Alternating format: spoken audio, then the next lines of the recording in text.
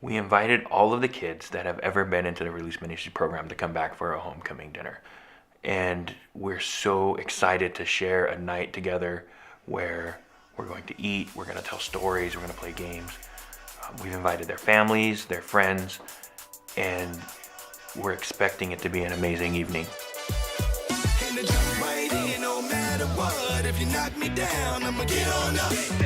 Top speed when you hit the ground. Just get on up when you get knocked down. Gotta jump right in no matter what. If you knock me down, I'ma get on up.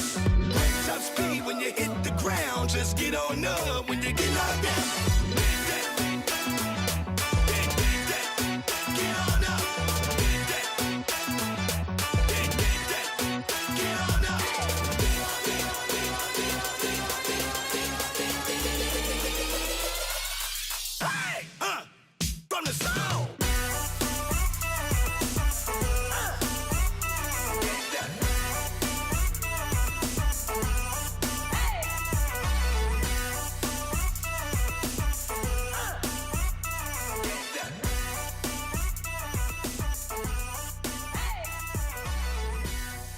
Before I came to Release Ministries, I was very troubled, constantly just gravitated towards the wrong crowd, drugs, alcohol.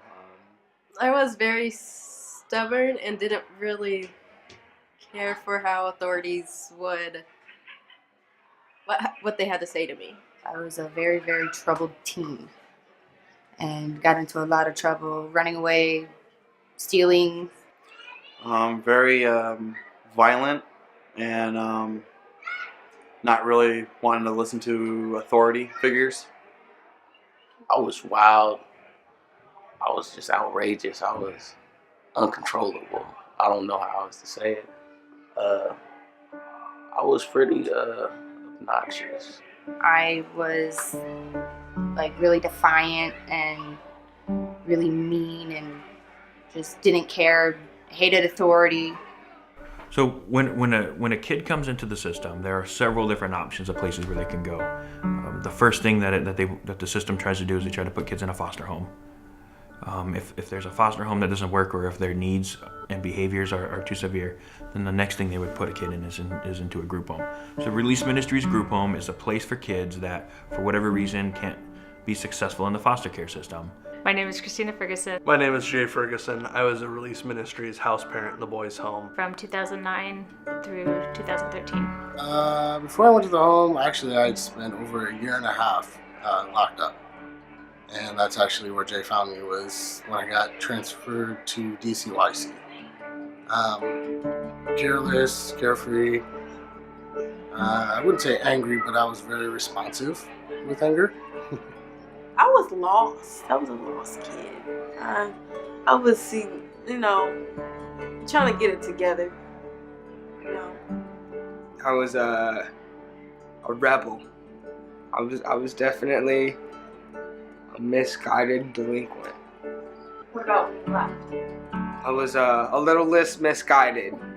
Currently there are 1,800 kids in the system. And what's crazy is that most of these kids are coming into the system due to caregiver neglect. About 40% of the kids come into the system because their caregiver did not or could not take care of them when they were growing up. By the time a kid is a teenager, if they're still in the system and they're coming to us in a group home, they have been in and out of placements for years. I grew up institutionalized, not necessarily because of my behavior, but just because of family issues and things that ended up escalating and ended up affecting the children around the household. So I grew up in the system and placement to placement, and naturally that ended up affecting my behavior.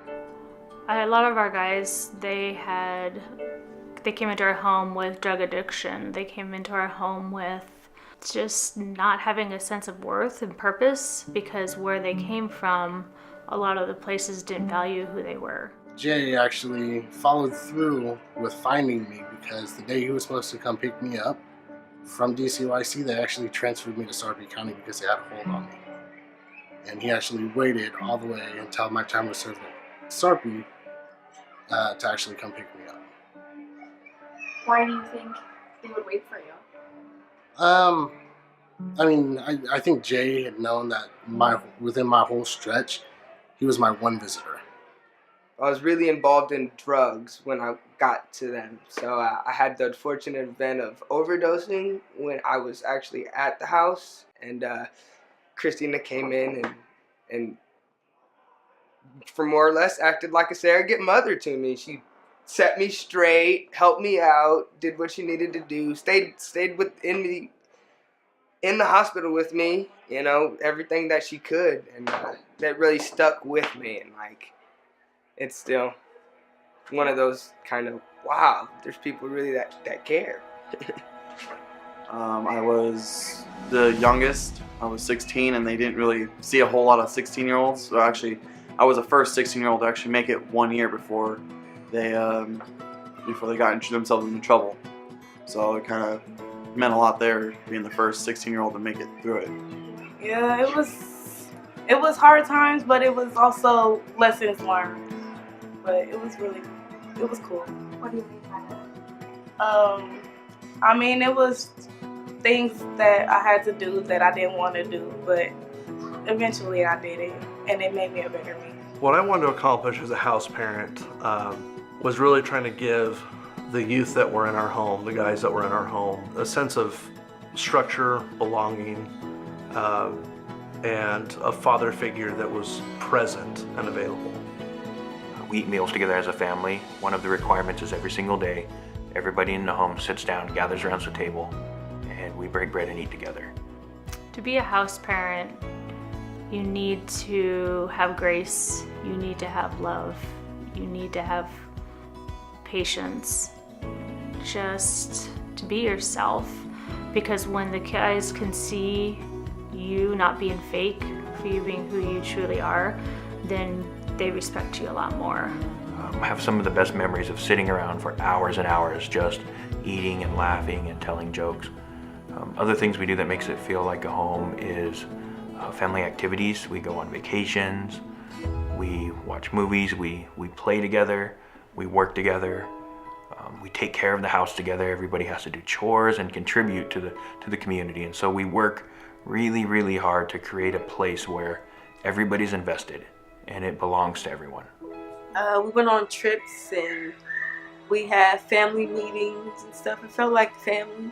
Christina knew how to cook, so she made made me a homemade baked birthday cake, and they got 40 rolls of pennies and told me to hold a bucket, and they just threw them at me, and said one good thing each time they threw something at me. So threw one at me. So that was entertaining. You know, there was a moment in time where I was just down, you know, like unsure of what I was going to do with life, and I always had someone to talk to.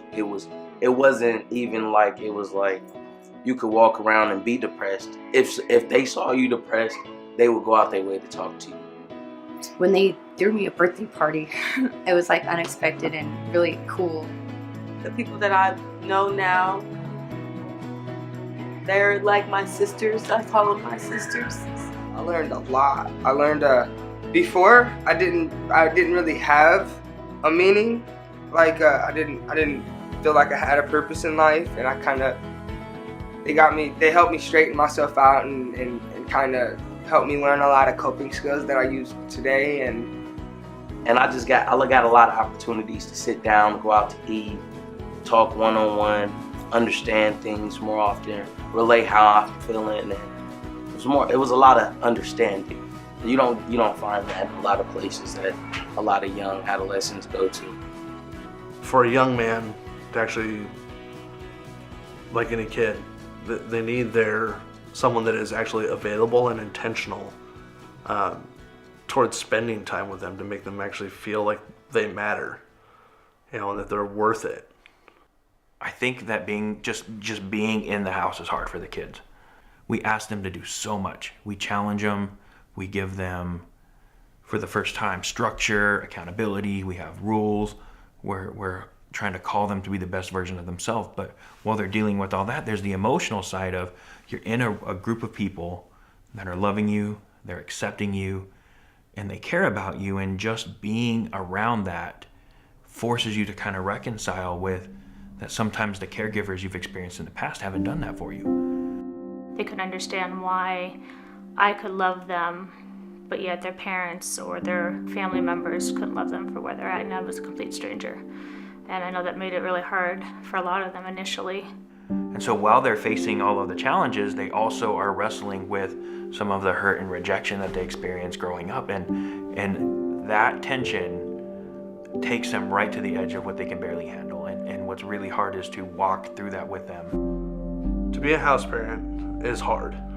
Blood, sweat, tears, wrinkles, gray hair, sleepless nights, bags under the eyes, but it is work worth doing. Our kids have experienced deep trauma. The very act of being pulled out of your family and being placed with strangers is traumatic. The kids have learned to cope in ways that can cause the adults to push them away. And so the harder it gets for the kids, then they often will do things that make it so that the easiest thing for us to do is to let them leave because they are trying to get us to reject them. And so that could look like,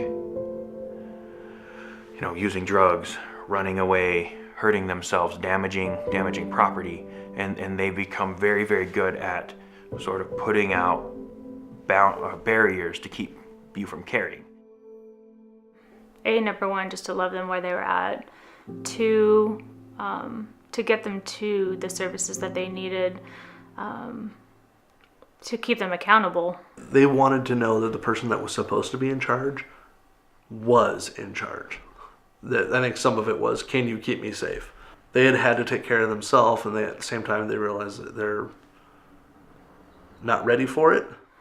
They could get very upset, vocalize what was on their heart, and then at the end of the day, we could still laugh and enjoy our company.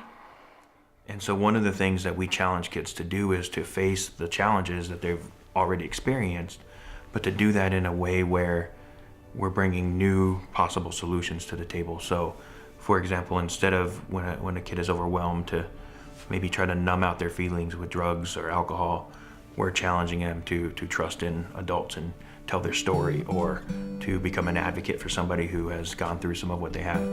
When you would see them relax.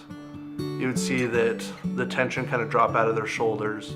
They would smile, they would laugh, they would joke. Share their hearts with me, cry with me, introduce their girlfriends to me, and know that I wasn't there to judge them. They would encourage new guys that came in. That this was a place that was unlike anything the new guy had ever experienced. Currently the things, I think we're meeting them better than we ever have. We have a therapist on staff that works in the homes, works with the kids. When a kid is having a hard time, the therapist within minutes can be over to the house helping them. We also outsource with other providers in the community to meet their mental health needs, their physical health needs. A lot of our staff have an education background, and so we're pretty good at working with the schools. We've built relationships with the different high schools that the kids go to. It's a hard balance, but I feel like over the years we've tried to learn how to love them, but do it in a way that doesn't threaten.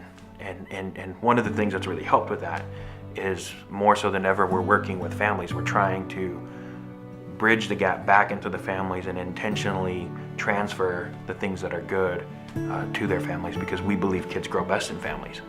We're attempting to try to redeem the family. We're not replacing the kids as family, but we believe that the family is the most powerful way to communicate the truths about who God is and what a person is worth. When you have love there and people that surround you and they care and they just want you to succeed, that's home. A place where you seek shelter when things are getting rough, or just honestly where love is. What makes a place a home where you feel comfortable and can be relaxed and not have your guard up constantly. Somewhere that I know the people that are around me love me, even when I don't deserve it. We're sharing our experiences, we're sharing our lives together, and we're building something bigger than what any one of us is individually. When our guys left the home, I think the biggest piece is that they took that they may have come to our home without a family, but they could at least have left the house knowing that they have a family. For them to know that when they left, they need somebody to call, they needed a reference, they needed somebody just to be there, that they could do that. For however short or however long, they could always absolutely point back to a period of time where they were wanted, that they were valued and respected. If I could go back and tell myself one thing, is never let go to that circle of people that really truly care about you. Be patient.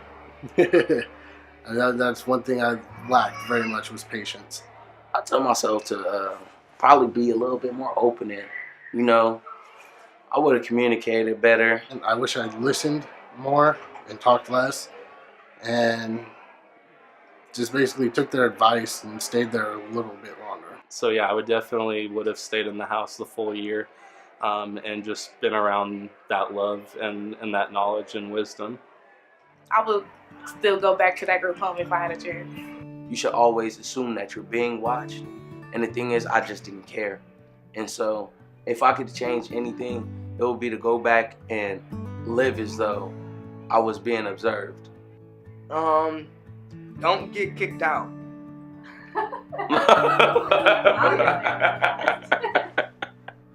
Well, to the Release Ministries, Garrett, Jay, and Christina, it was actually an amazing time and a great pleasure to prove Garrett wrong, that a 16-year-old can surpass a year. I probably wouldn't give myself any advice, because if you don't make mistakes, you're never going to learn. And I learned a lot from when I was 16. Staying in the house just opened so many doors for you that you didn't even know existed. Yeah, every person that I spent more than a month in the house with, I keep consistent contact with. It still feels like home coming to a reunion.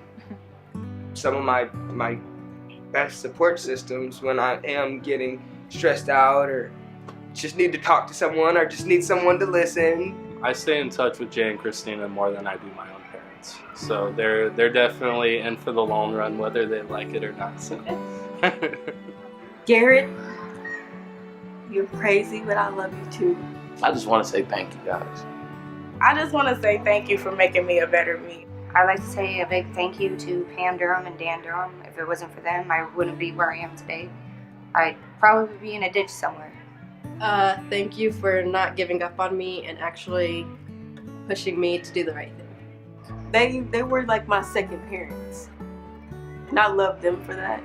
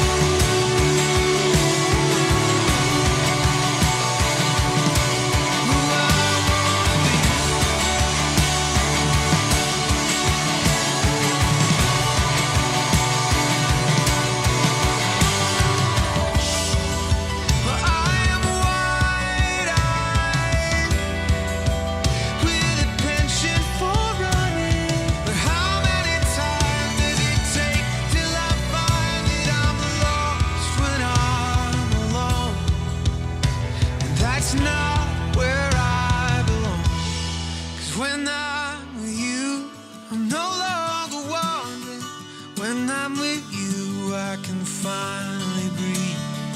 When I'm with you, I swear to God, I swear to God, I'm who I wanna be. I'm who I wanna be.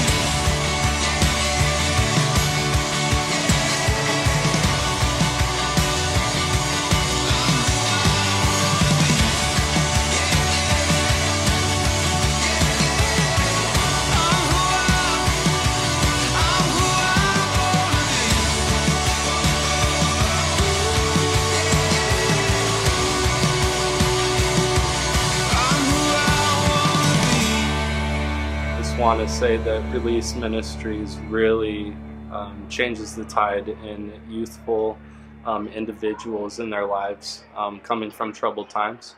I think that this would be a great time to really invest in Release Ministries for all the good and positivity that they can do for the community and the people around them. Don't ever go a day without thinking what you guys did wasn't observed, and it wasn't recognized, and it wasn't respected. It was by far the most love that a lot of people could ask for on this planet. As far as Jay and Christina, I just want to say I love you two both. There's no words to say how grateful I am and how much I love you guys and how much y'all have been there. So I just want to say thank you. I love you guys. I love Garrett. I love the whole team of Release Ministries. God bless.